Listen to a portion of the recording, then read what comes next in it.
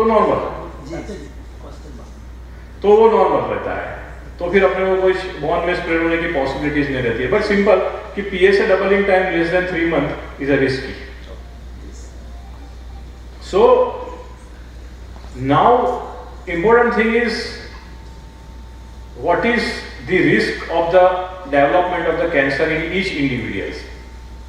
ये सब डिटेल्स हमने डिस्कस किया कि भाई ये कैंसर के रिस्क फैक्टर्स ये है, ये कैंसर के ये सिम्टम्स है, ये कैंसर की ये ट्रीटमेंट्स है और ये कैंसर का ये स्क्रीनिंग प्रोसीजर्स है।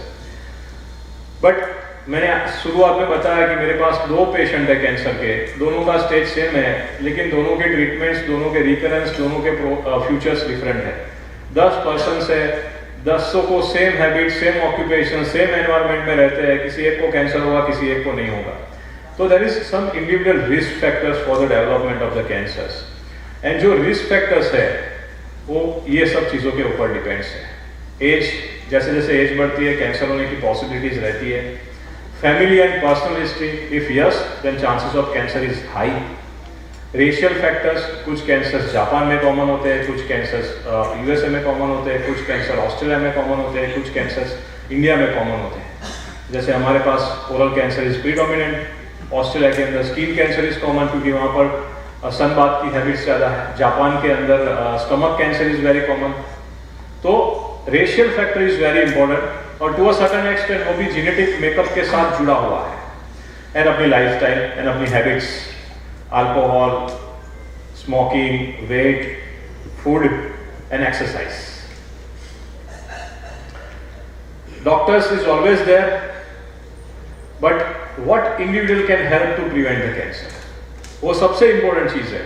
फैमिली के अंदर आज का ये सेमिनार या जितने भी सेमिनार हुआ है उसका टारगेट एक ही है कि हम रोग को कैसे प्रिवेंट कर सकते हैं, कम से कम डॉक्टर के पास हमें जाना पड़े।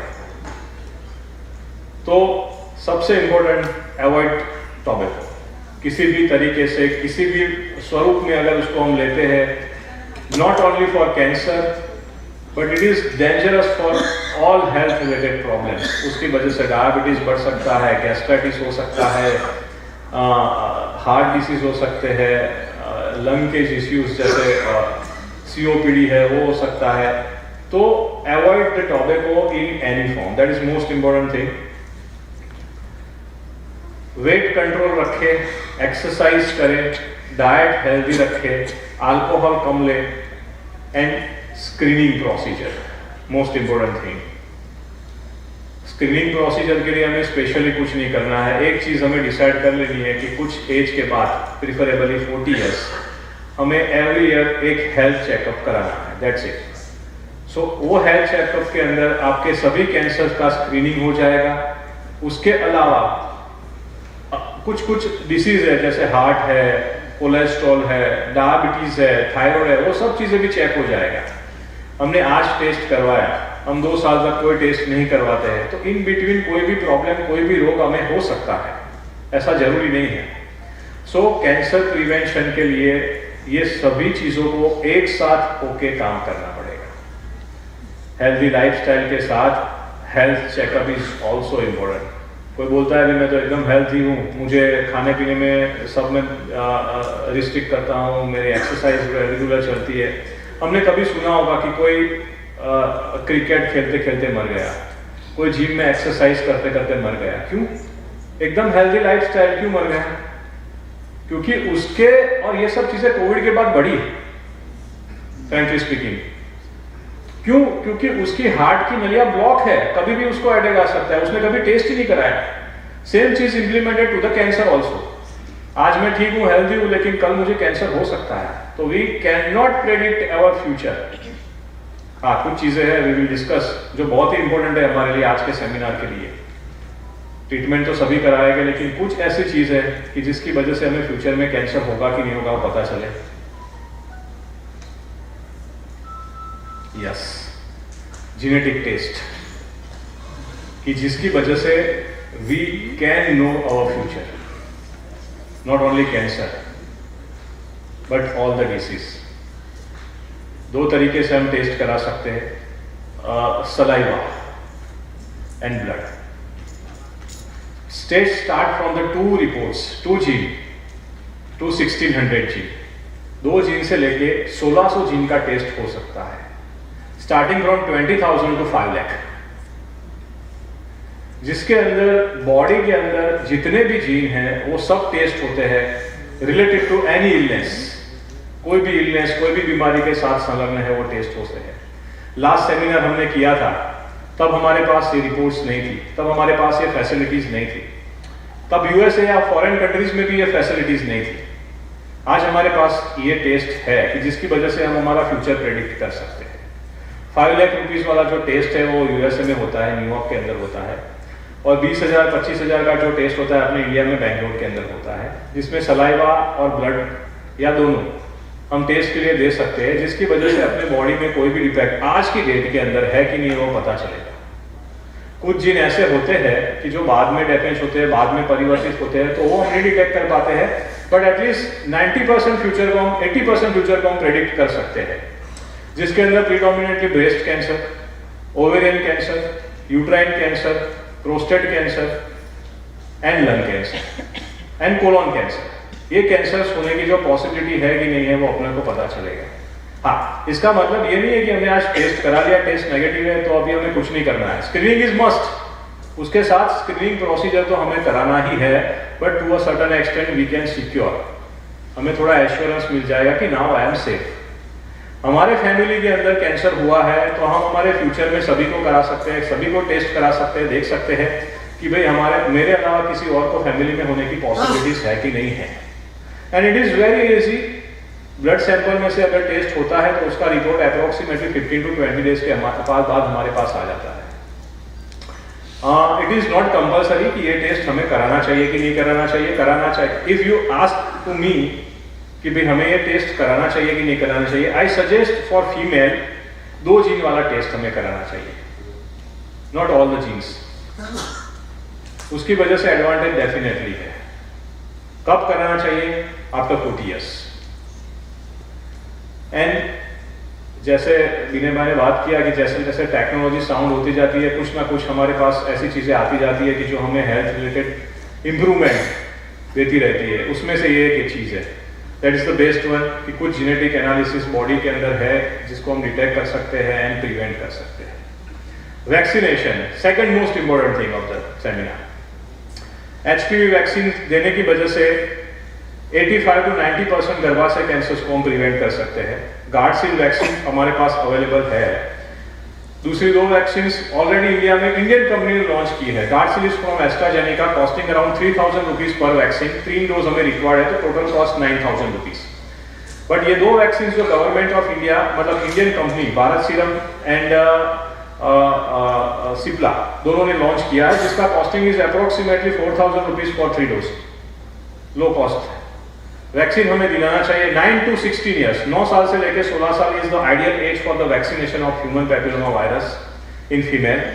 अगर हम एज को क्रॉस कर जाते हैं तो भी हमें वैक्सीन दिलाना चाहिए। Up to 40 years we have advantage with this vaccine.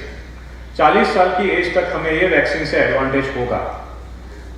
हम HPV एंड सर्वाइकल कैंसर्स को प्रिवेंट कर सकते हैं डेफिनेटली।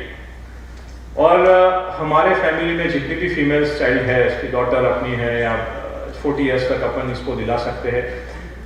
इससे हम प्रिवेंट कर सकते हैं सर्वाइकल वैक्सीन को। Hepatitis B, hepatitis C vaccine, ये वैक्सीन इंपॉर्टेंट इसीलिए है कि at present till now Indian association of pediatric और इंडियन एसोसिएशन ऑफ फिजिशियंस की वैक्सीनेशन शेड्यूल में अभी तक ये वैक्सीन को इंक्लूड नहीं किया हुआ है। दैट्स वाई हमें इंडिविजुअली इसको लेना पड़ेगा, क्योंकि अगर इंक्लूड किया होता है तो बाय नेचर बाय डिफॉल्ट हम जब वैक्सीनेशन करवाने जाते हैं अपने बच्चों का तब ये दिया जाता है। Hepatitis B, hepatitis C vaccine already included है, बट वो hepatitis B and hepatitis C cirrhosis of liver and liver cancers को प्रिवेंट करता है। सो ये 3 वैक्सीन हमारे लिए वेरी इंपॉर्टेंट है और very very necessary, compulsory, in fact simple. Now myth and facts. This is more important. I will not ask anything. आप लोग मुझे पूछोगे ये सब चीजों में. You will answer. I will questions. Alternate treatments, Ayurvedic treatments, homeopathic treatment से कैंसर का इलाज हो सकता है. Yes or no? No. Absolutely right. There is no scientific evidence कि एलोपैथिक के अलावा कोई भी ट्रीटमेंट से कैंसर का इलाज हो सकता है।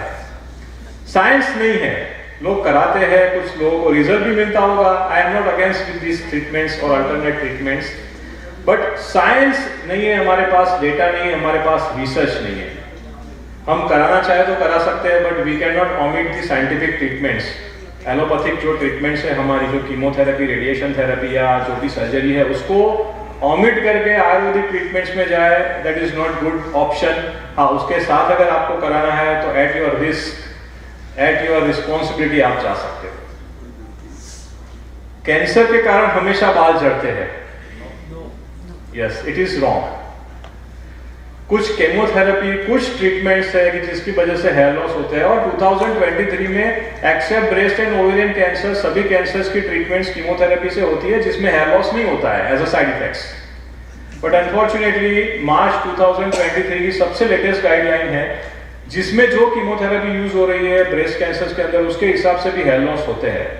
बट ठीक है, it's a recoverable. So my another questions, chemotherapy के बाद बाल दोबारा नहीं आते? So it's definitely come back, थोड़ा समय लगता है, थोड़े टेक्सचर, थोड़े कलर, वो सब चीजों में थोड़ा डिफरेंस लगता है, but at the end of 1 year 2 years it's a normal. So ये चीज भी एक गलत है। Cancer is a infectious disease? No, absolutely no. कुछ पेशेंट्स हमारे पास आते हैं, पूछते भी है कि सर हमारे घर में छोटे छोटे बच्चे हैं, हम साथ में खा सकते हैं, इनके साथ खेल सकते हैं? Yes, absolutely. Cancer patient can live a normal life, and in fact, she or he has right to live a normal life. There is no any restriction. मैं मेरे किसी भी पेशेंट में कोई रिस्ट्रिक्शन नहीं रखता। Live a normal life. आप जहां जाना जा सकते हो, जो करना चाहते हो कर सकते हो। So it is not an infectious disease. Plastic के कंटेनर और लपेटों में भोजन को माइक्रोवेव में करने से हानिकारक कैंसर पैदा करने वाले केमिकल्स या रेस डेवलप होते हैं। Yes. To a certain extent yes, to a certain extent no. क्योंकि हमारे पास इसका भी कोई साइंटिफिक एविडेंस नहीं है right now. Nowadays the microwave has rays which are little bit safe. कुछ चीजें हैं जैसे प्लास्टिक के कप में चाय पीने से भी कैंसर होता है। क्यों? I still not understand. जो टोबैको खाता है उसको कैंसर नहीं होता, लेकिन प्लास्टिक के कप में चाय पीने से कैंसर हो जाता है। उसी फैमिली के मेंबर का क्वेश्चन से, that's why. So try to omit this, but at present there is no any scientific evidence against this कि भी प्लास्टिक से रेस डेवलप होते हैं और जिसकी वजह से कैंसर होता है। Yes, plastic is a dangerous, definitely, that's why government is banning the plastic, but कुछ इलनेस के लिए, नॉट फॉर कैंसर्स। जिन लोगों को कैंसर हुआ होता है उसको शुगर अलाउड नहीं है। लोग ऐसा बिलीव करते हैं कि जो कैंसर के जो सेल्स है उसको शुगर न्यूट्रिशन प्रोवाइड करता है, सो वो सेल्स बढ़ने लगेंगे। तो नॉर्मल सेल्स का क्या होगा? अगर चीनी नहीं खाओगे तो नॉर्मल सेल्स कैसे रहेंगे? आप एक दिन शुगर वॉमिट करके देखिए, टोटल शुगर वॉमिट, आपको वीकनेस दूसरे दिन फील होगा, थोड़ा बहुत बॉडी के अंदर स्टेमिना कम रहेगा। इट्स एब्सोल्यूट मिथ, ये तद्दन गलत चीज है। कैंसर के सेल्स को कोई न्यूट्रिशन की जरूरत नहीं है। कैंसर इज अनकंट्रोल ग्रोथ, हमने पहले ही बात सबसे पहले स्लाइड्स के अंदर ही देखा। Sugar is necessary for normal sales. हाँ, शुगर की जो अमाउंट्स है वो हमें डेफिनेटली लिमिट रखनी चाहिए, even in normal person, not cancer patients. It's not different in cancer and normal patients, normal persons. So you can eat sugar if you are cancer patients. Definitely, there is no any restriction, there is no any harm. Cancer cells sugar से बढ़ते नहीं है, simple. Excessive use of deodorant or spray will lead to the skin cancer or breast cancer. Right or wrong? Wrong. There is no any chemicals inside the spray or deodorant right now in this era कि जिसकी वजह से अपने को ये सब चीजों की प्रॉब्लम होने की पॉसिबिलिटी है। Most important questions now, excessive use of the cell phone, Wi-Fi or network tower will lead to the cancer. Yes.